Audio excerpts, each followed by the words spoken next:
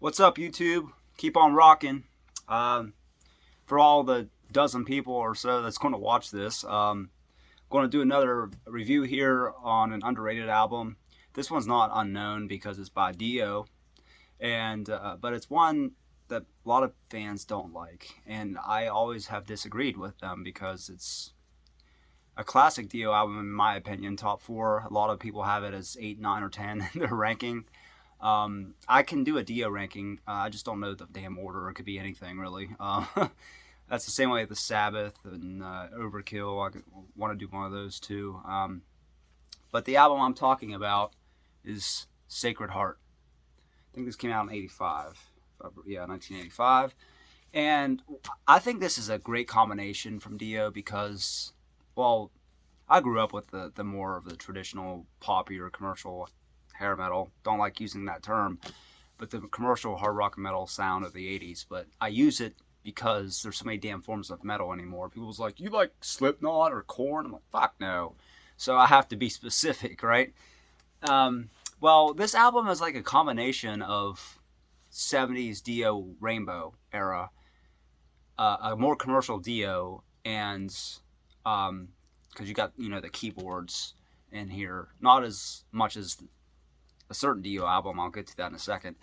And just the classic Dio sound, like the fantasy power metal type sound, all encompassed into one.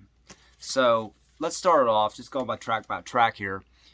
The King of Rock and Roll. Now this song, I don't know why it starts out with a live intro. I don't think it was live. I think it was just studio with just a live, clapping and cheering added in.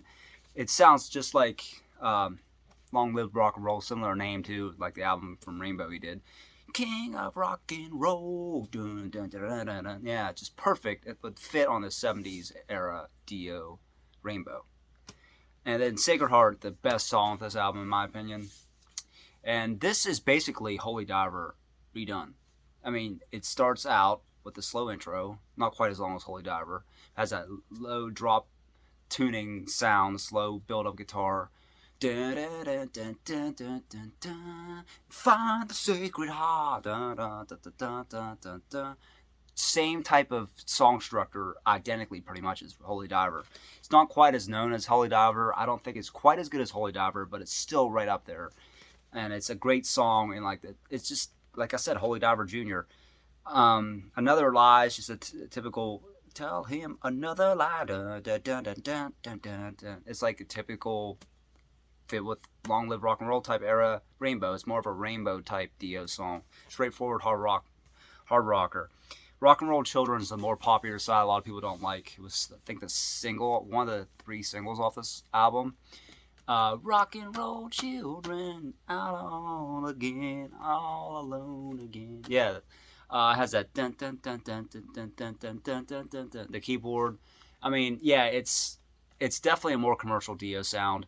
Like what I was getting back to, Lock Up the Wolves. This is basically the senior Lock Up the Wolves because it came out first. But Lock Up the Wolves has a lot more keyboards because it has Jens Johansson on it. One of my favorite bands is Stradivarius, so he's a hell of a keyboard player. And that's a very poppy oriented Dio album. And much like Sacred Heart, the title track is traditional Dio. It starts out slow, has that drop down guitar, slow building riff, and it builds up slowly. Lock Up the Wolves, Sacred Heart, Holy Diver, pretty much the same type of song. But that's more of a hard rock commercial album than this one, because this one has the keyboards, but it's not. It's much of a slight undertone of keyboards compared to Lock Up the Wolves. And then side 2 is the most poppy song and a single, I believe, Hungry for Heaven. Dun, bum, bum. You're hungry for heaven, but you need a little help. You can hear the keyboards in it the whole time. And it's also off the soundtrack of, I have it over there, one of the better 80s soundtracks, Vision Quest. And yeah, it's probably the most commercial, and it's still one of the better songs off the album. The next up is it's a good complimentary Dio song. It's definitely a Dio song all the way. It's like the beat of a heart. Then you have that drum, the guitar, dun, dun, dun, dun, dun, like the beat of a heart. Yeah, it's a Dio song all the way. It's not like a a standout song, but it's good. It's a good, complimentary song to the album. Just Another Day is kind of, I wouldn't say it's a filler, but it's a traditional Rainbow-esque type 70s hard rock song. Fallen Angels is another one that's like the beat of a heart, kind of. It's a complimentary Dio type hard rocker sound. We're fallen angels, dun, dun, dun, dun, dun, dun. Just more standard rock. I guess kind of would fit on Rainbow Again, but maybe it has a little bit of a Dio-esque feel, but it's more of a hard rock song. And then Shoot Shoot is definitely the filler off this album. There's not really anything good about that song.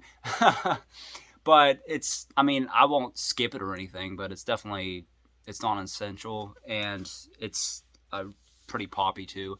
And yeah, that's Sacred Heart. Like I said, this album right here, it's a pretty short video tonight because I just don't feel like talking a long time about a bunch of albums.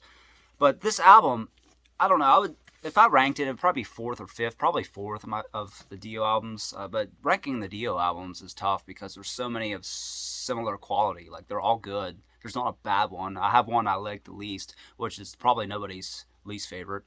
But that's because it's a concept album. I fucking hate concept albums. Aside from maybe Operation Mindcrime and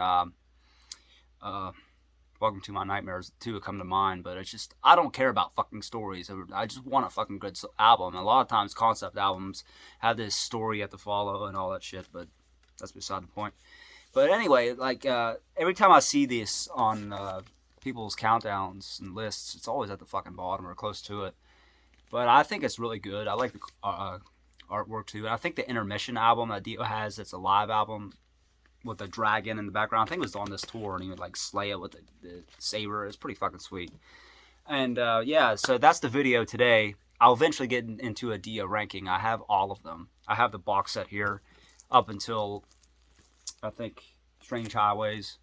And I have the rest, aside from one on vinyl also, but I have it on CD. So I'll get into it. There's another fucking record store day Dio release, another live album. I'm like, how many do we fucking need? I mean, I love Dio, but Jesus Christ, there's always either a picture disc or another live album. There's so many live Dios. Even with Black Sabbath, if you count, there's a ton of Dio live stuff, which you can't go wrong, but I mean, it's just like, it's the same track list, pretty much. Anyway, let me know what you think about Sacred Heart. Where would you put it on the top out of the 10 Dio albums, because I think there's 10 of them. Where would you have it ranked? What is your opinion on it? So once again, I'll put a video right here of a past video if you want to check it out. And as always, thanks for watching. Keep on rocking. I'll see you soon.